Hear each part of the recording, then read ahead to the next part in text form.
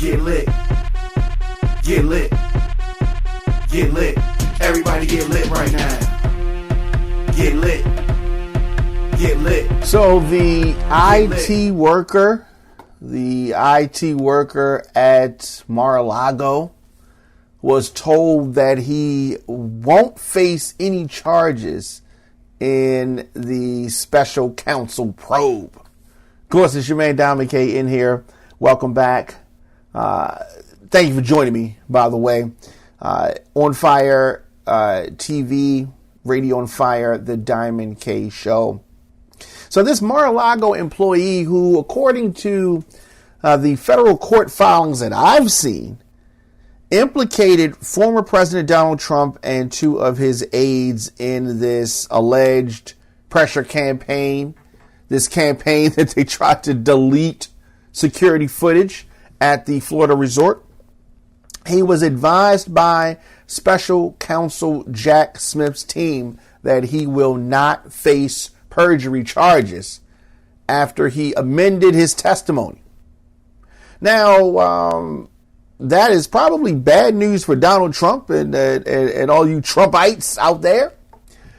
He was assured, this IT worker was assured by federal prosecutors in recent weeks that he is no longer a target of a criminal probe into whether he lied in his grand jury testimony, and he would not be charged for allegedly lying to investigators by telling them that he had no knowledge of efforts to delete footage.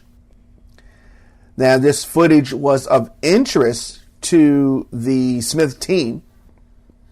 This change in testimony comes after Smith sent the IT worker a target letter indicating the special counsel was investigating whether he had lied to the grand jury.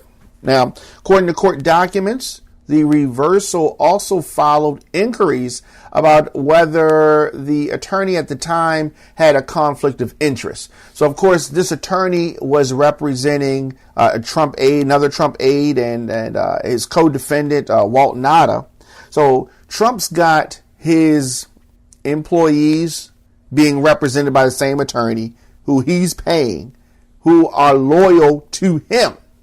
So, of course, the attorney wants the clients to behave in a way that Trump wants. Trump is responsible for the payment.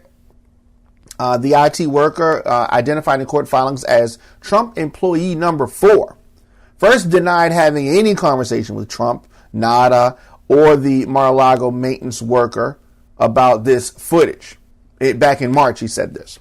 So Smith's team allegedly, going forward, and in this court filing, they alleged that. But the target letter came.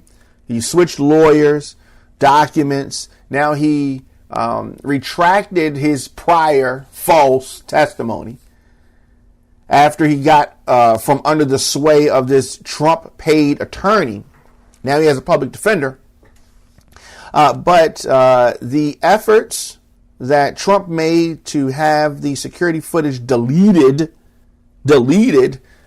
set forth the superseding indictment. So that's how we got that superseding indictment. And the current attorney, the public defender in Washington, D.C., has not commented, nor should he.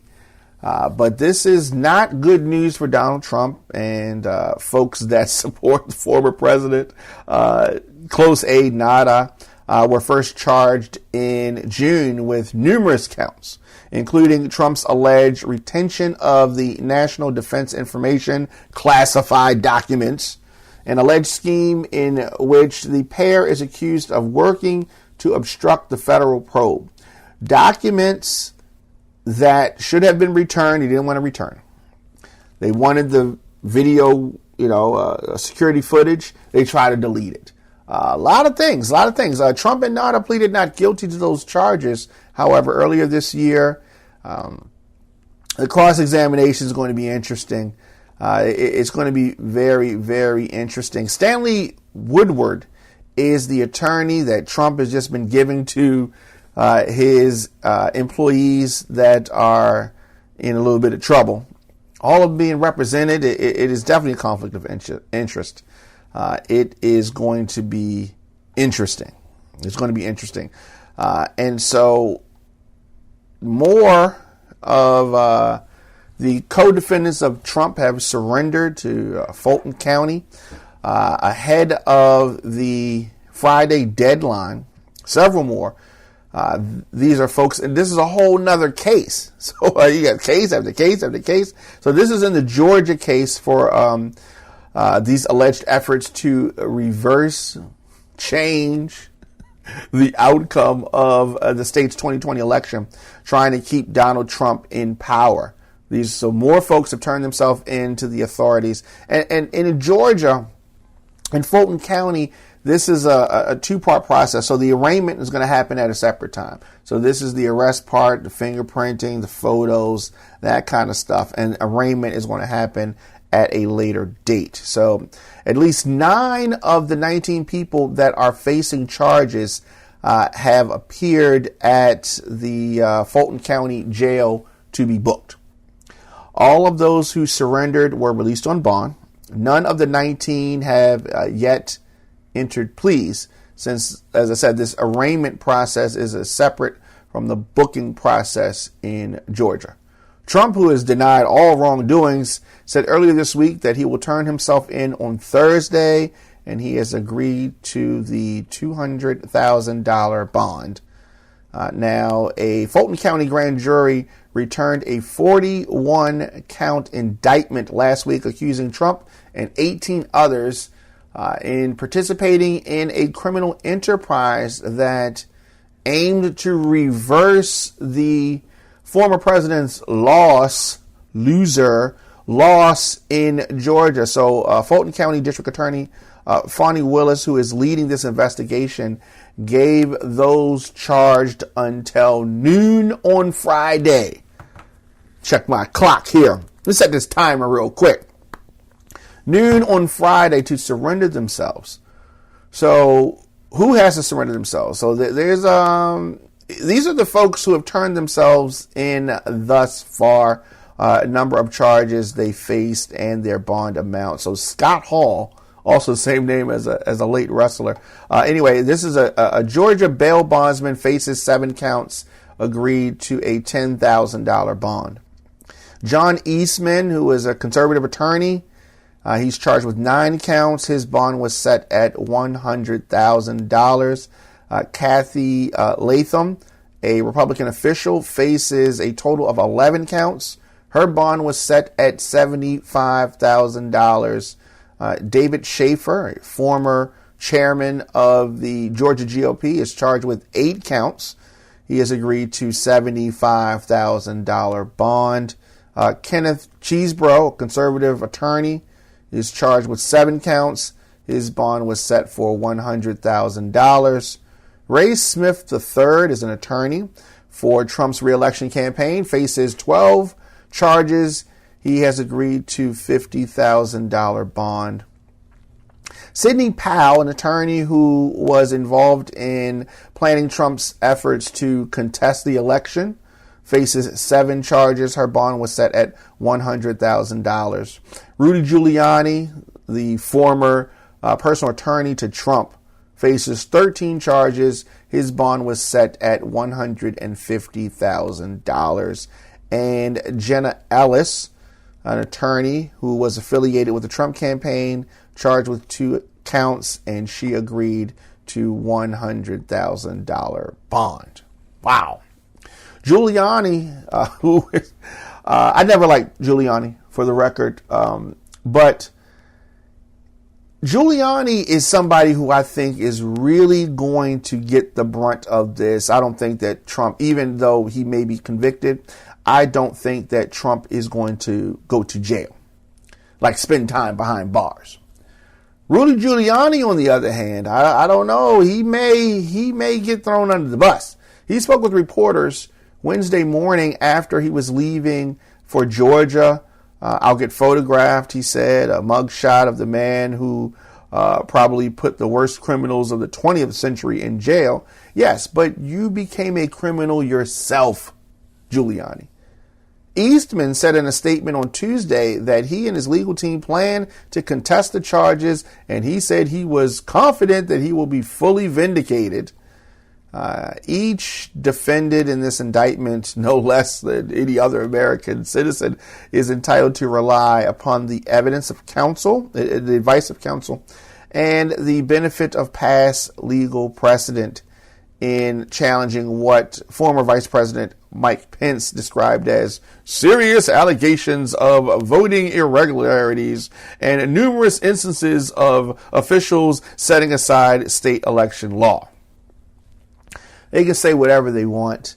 This was definitely a conspiracy, and reporters, have been trying to get words from different ones, but other defendants want their cases moved to federal court.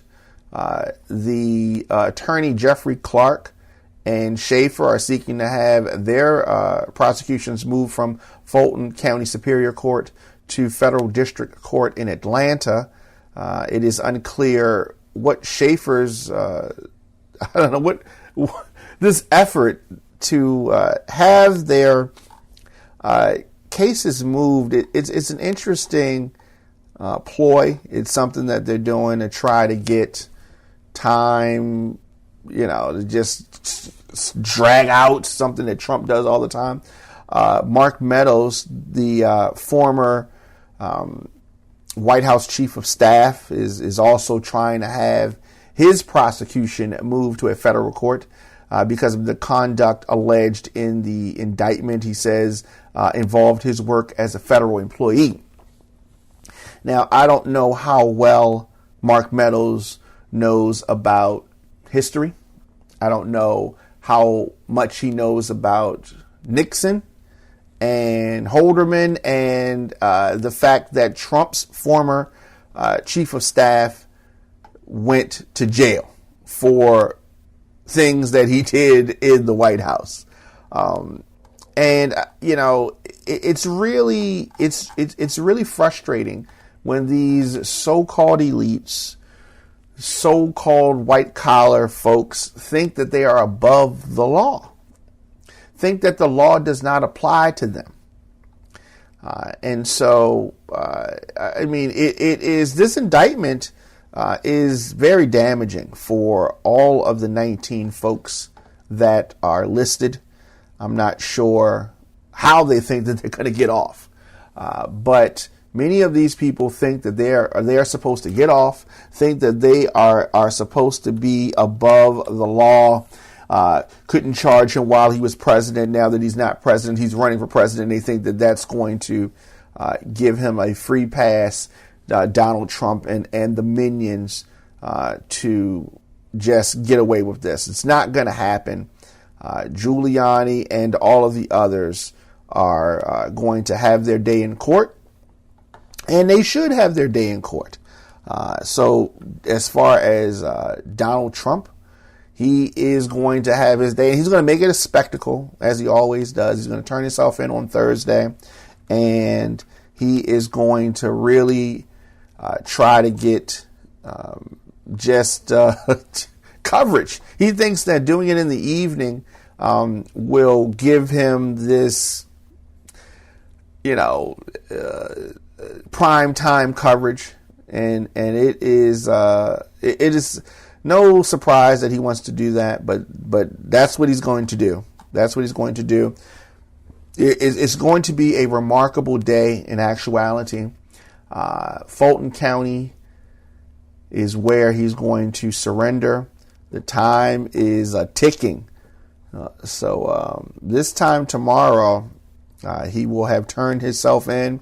But as I said, the parade of Trump's co-defendants setting bond, surrendering in an Atlanta jail, the path of accountability, we are here. The ex-president, the kingpin of this alleged election meddling conspiracy, will follow on one of the most jarring days in presidential history. Once again, as with Trump's consolidation of a huge chunk of the Republican Party primary vote through his victim claims, through his witch hunt claims. His potential criminal liability may end up helping him politically in the short term. But when you look at this in the long term, his arrest will definitely overshadow his rivals who are making the splash with the first GOP debate tonight. But after the bond agreements, after it's all over with, after it's all said and done, it's just a real stain, a dramatic series of events. But it is a shame. The campaign, the courtroom, it is a very stark reminder of who we had in office, the legal troubles that he's facing, many more to come. We're going to be following this as the theatrics in Fulton County, the curious case of Mark Meadows, what's going on with him. Not really sure, but we're going to keep you updated as developments continue, as they continue to unfold. Trump has speculated on his social network, his Truth social network, that Willis thought he might be a flight risk and that he could end up in a gold suit with Russian President Vladimir Putin. He thinks that that's funny, but he is a flight risk. But this country is very scared to punish the president or the former president. They're very scared of that. Now, it hasn't happened before like this, but we have not had someone with the kind of criminal exposure that this president has. We have not had someone like that in the office before. And we've had some real pieces of crap in the White House. And we still haven't had one that has had the type of criminal exposure that Donald Trump has. It is something else. It is something else. But we're definitely going to keep you posted on that. The Russian agency and the state folks say that the mercenary leader Prigozhin was aboard a plane that crashed, leaving no survivors. I don't think anybody is surprised about this. I don't think that anyone is surprised. Many of you thought that, we thought all was forgiven. You knew that this was coming. I mean, if you are a dictator like Vladimir Putin, you cannot have folks that tried to lead a rebellion just walking around like it's all good. So this mercenary leader, Prigozhin, led a brief armed rebellion against the Russian military earlier this year. And he was aboard a plane that crashed north of Moscow today, killing 10 people on board. Now, of course, nothing to see here. I mean, any plane that Prigozhin was on board of was not going to be safe. The crash immediately raises suspicions on the fate of the founder of the Wagner private military company. And, no one is surprised. The only thing that surprises me is that he's lived this long after the rebellion that he tried to do. At the time, Putin denounced this as treason and a stab in the back, and he vowed to avenge it. But charges against Prigozhin were soon dropped. And the reason why is because, he is head of a military force Putin didn't want that kind of smoke, so make it seem like it's all good, and then, his plane falls out the sky. That is how things go. It's like the mafia, really. So this Wagner chief, he had troops, some of the best fighting forces of Russia in Ukraine. They were allowed to retreat to Belarus while reportedly popping up in Russia from time to time. The crash comes after Russian media reports that a top general linked to Prigozhin was dismissed from his position as commander of the Air Force. A plane carrying 3 pilots and 7 passengers that was en route from Moscow to St. Petersburg went down almost 185 miles north of the capital, according to officials cited by Russia's state news agency. And President Joe Biden said, "I don't know for a fact what happened, but I'm not surprised." That is coming from Joe Biden. And a Russian expert named Giles said that international affairs think tank urged caution about reports of Prigozhin's death. He said multiple individuals have changed their name to Prigozhin as part of efforts to hide his travels. Let's not be surprised if he pops up shortly in a video from Africa, Giles said. Flight tracking data reviewed by Associated Press showed that a private jet that Prigozhin had used previously took off from Moscow on Wednesday evening, and its transponder signal disappeared minutes later. The signal stopped suddenly while the plane was at an altitude and traveling at speed. In an image posted by a pro-Wagner social media account showing the burning wreckage, a partial tail number matching a jet previously used by Prigozhin could be seen. So is he gone? Is he not? I say that he's gone. All reports we'll keep you up to date with. Of course, your man Diamond K in here, the Diamond K Show on Fire-TV. Radio on Fire. I am here weekdays at 6 p.m. And, for those that are just tuning in, let me say this real quick. On Fire TV is a progressive media company for news and entertainment. We reach over 4.6 million people a month through our various media assets, which include our flagship program, The Diamond K Show. But as well as our other On Fire TV programs, Radio on Fire, and our highly engaged social media channels. And, On Fire TV is the streaming home of this show, The Diamond K Show, Jay Jackson Live, and other original content. We are unapologetically progressive. Now, many of our hosts and writers are varied and diverse.